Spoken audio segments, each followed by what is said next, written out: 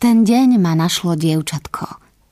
S Felipem sme prišli do tej dediny po nočnej ceste z Hanoja. Viezli sme sa hlučným, špinavým vlakom zo sovietskej éry. Neviem si presne spomenúť, prečo sme sa vybrali práve do tejto dediny, ale zdá sa mi, že nám ju odporúčili nejakí mladí dánsky turisti s ruksakmi. V každom prípade po hlučnej, špinavej ceste vlakom nasledovala dlhá cesta hlučným, špinavým autobusom. Autobus nás nakoniec vyložil na ohromujúcom a nádhernom mieste, ktoré sa nachádzalo na hraniciach s Čínou, odľahlé, plné zelene, nespútané. Našli sme si hotel a keď som vyšla von, aby som preskúmala mesto a rozchodila si nohy stuhnuté po ceste, pristúpilo ku mne dievčatko. Malo 12 rokov, ako som sa neskôr dozvedela, ale bolo drobnejšie ako ktorékoľvek americké 12-ročné dieťa, s ktorým som sa dovtedy stretla. Bolo výnimočne pekné. Už nejaký čas sa potlkalo okolo nášho hotela a teraz, keď som vyšla von, bez okolkov ku mne pristúpilo. Ako sa voláš? Spýtala sa. Liz. A ty sa ako voláš? Ja sa volám May, odvetila. A môžem ti to aj napísať, aby si vedela, ako sa to správne píše. Hovoríš veľmi dobre po anglicky. Pochválila som ju.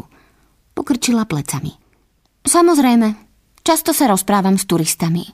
A hovorím aj po vietnamsky, po čínsky a trochu aj po japonsky. Čože? Povedala som zo žartu. A po francúzsky nevieš? Un peu, odvetila a šibalsky sa na mňa pozrela. Potom sa ma spýtala: odkiaľ pochádzaš, Liz? Z Ameriky, odpovedala som. Chcela som si zažartovať, preto hoci som vedela, že je miestna, som sa spýtala: a ty si odkiaľ? May pochopila môj žart a odpovedala svojím: ja som z maminho brucha. Povedala tak, že som sa do nej v momente zaľúbila. May skutočne pochádzala z Vietnamu, ale neskôr som zistila, že sama by o sebe nepovedala, že je Vietnamka. Bola príslušníčkou kmeňa Hmong, malej, hrdej, izolovanej etnickej menšiny, podľa antropológov je to prapôvodný národ, ktorá obýva najvyššie položené miesta Vietnamu, Thajska, Laosu a Číny. Podobne ako Kurdi, ani Hmongovia nepatria do krajiny, v ktorej žijú. Zostali akýmsi veľkolepým nezávislým národom. Sú to kočovníci, rozprávači, bojovníci, rodení nonkonformisti a skaza každého národa, ktorý sa pokúsil ovládnuť ich. Hej, May, oslovila som ju. Nechcela by si byť dnes mojou tlmočníčkou? Prečo? Spýtala sa. Hmongovia sú známi svojou priamosťou, preto som jej to rovno vysvetlila. Chcela by som sa porozprávať so ženami z tvojej dediny o ich manželstve. Prečo? Spýtala sa znovu. Lebo sa čoskoro budem vydávať a potrebujem nejaké rady. Si príliš stará na to, aby si sa vydávala, poznamenala Milo. Aj môj priateľ je starý, odvetila som. Má už 55 rokov. Zblízka sa mi prizrela, potichu hvízdla a povedala: ten má ale šťastie. Neviem, prečo sa vtedy May rozhodla, že mi pomôže. Zo zvedavosti? Z nudy? Dúfala, že jej dám nejaké peniaze? To som samozrejme urobila. Nech bol jej motív akýkoľvek, dôležité bolo, že súhlasila. Onedlho, po krátkej chôdzi po strmom úbočí, sme prišli k Maymu kamennému domu, maličkému, začadenému, do ktorého prenikalo svetlo iba cez zopár okien, stúlenému v jednom z najkrajších riečnych údolí, aké si len viete predstaviť. May ma zaviedla dovnútra a predstavila ma skupinke žien, ktoré tkali, varili alebo upratovali. Najväčšmi ma upútala Mayna stará mama. Bola to najveselšia, najšťastnejšia 120 cm bezubá starenka, akú som kedy videla.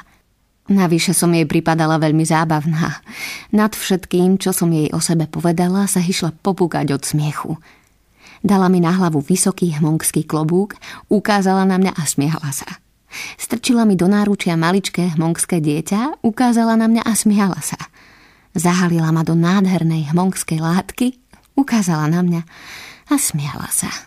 Mimochodom, takéto veci mi neprekážajú. Už dávnejšie som počula, že keď ste obor a prídete medzi príslušníkov vzdialenej a cudzej kultúry, je takmer vašou povinnosťou poslúžiť im ako terč posmechu. To je to najmenej, čo môžete ako slušný hosť urobiť. O chvíľu sa do domu nahrnuli ďalšie ženy, susedky a príbuzné. Ukazovali mi, čo utkali, kládli mi na hlavu svoje klobúky, vkladali mi do náručia svoje deti, ukazovali na mňa a smiali sa. May mi vysvetlila, že celá ich rodina, spolu asi 12 ľudí, žije v tomto dome s jednou izbou. Všetci spia spolu na dláške. Na jednej strane izby bola kuchyňa a na druhej stáli kachle na drevo. Rýžu a kukuricu skladovali na pôde nad kuchyňou a svine, kurence, aby boli indické, držali hneď pri dome. V celom dome sa nachádzal len jeden priestor, kde ste mohli mať súkromie a nebol väčší ako miesto na odkladanie metiel. Neskôr som si prečítala, že na tomto mieste môžu spať nevesta so ženíchom počas prvých mesiacov po svadbe, aby v súkromí preskúmali svoju sexualitu. Po prvých skúsenostiach sa mladá dvojica pripojí k ostatnej rodine a do konca života spí s nimi na dláške. Na tomto mieste si bolo ťažké predstaviť samotu. Podobne ako bolo nemožné predstaviť si, kde by ste v tejto domácej tlačenici našli šťastnejšie dvojča samoty. Súkromie. May a jej matka žili stále v blízkosti toľkých ľudí. Napadlo mi, nie prvýkrát počas mojich ciest, ako veľmi americká spoločnosť izoluje svojich členov. V krajine, odkiaľ pochádzam, sme zmenšili predstavu toho, čo tvorí rodinnú jednotku, na takú uzunku škálu, že člen niektorého z týchto veľkých, voľných, všeobjímajúcich hmongských klanov by v nej rodinu vôbec nespoznal. Ak dnes chcete skúmať modernú rodinu západného typu, takmer na to potrebujete elektrónový mikroskop. Nakoniec uvidíte 2, prípadne 3, niekedy 4 ľudí, ktorí lomozia a hrkocú v obrovskom priestore, každý z nich má vlastnú fyzickú a duševnú sféru a každý z nich strávi prevažnú časť dňa v absolútnej izolácii od ostatných. Na konci svojej popoludňajšej návštevy v Maynom dome som celkom prenikla do problematiky, keď som drobnej hmongskej starej mame položila poslednú otázku, ktorá sa jej zdala bizarná a absolútne nepochopiteľná. Je váš muž dobrý manžel? Spýtala som sa. Stará žena musela poprosiť vnúčku, aby jej otázku niekoľkokrát zopakovala, aby sa uistila, že jej správne porozumela. Či je dobrý manžel? Potom sa na mňa pobavene pozrela, ako keby som sa jej spýtala, či sú skaly v horách, kde žije dobré skaly. Nemohla mi dať lepšiu odpoveď, ako je táto. Jej manžel nie je ani dobrý, ani zlý. Je to jednoducho manžel. Je taký, aký manželia obvykle bývajú. Keď o ňom rozprávala, znelo to, ako keby slovo manžel označovalo povolanie, či dokonca živočíšny druh, a nie jednotlivca, ktorého milujete, či ste z neho zúfalí. Úloha manžela sa nezdala náročná.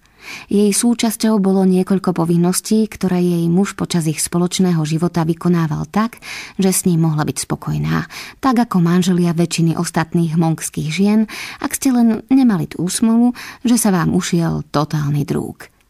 Stará mama dokonca povedala, že nie je dôležité, za koho sa žena vydá. Až na pár výnimiek sú všetci muži rovnakí. Ako to myslíte? Spýtala som sa. Skoro všetci muži sú rovnakí. Aj skoro všetky ženy. Skoro vždy. Vysvetlila mi. Každý vie, že je to tak. Ostatné hmongské ženy súhlasne prikývli.